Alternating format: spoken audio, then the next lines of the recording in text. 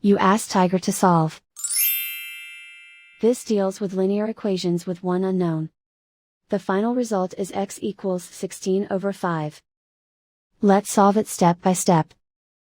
Simplify the expression. Expand the parentheses.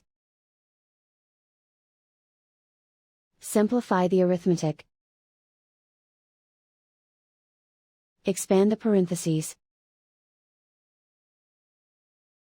Group like terms. Simplify the arithmetic. Group all x terms on the left side of the equation. Add 3x to both sides. Group like terms. Simplify the arithmetic. Group like terms. Simplify the arithmetic.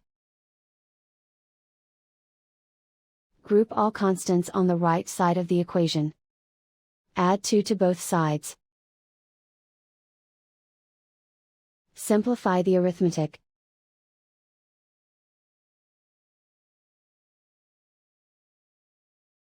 Isolate the x. Divide both sides by 5. Simplify the fraction.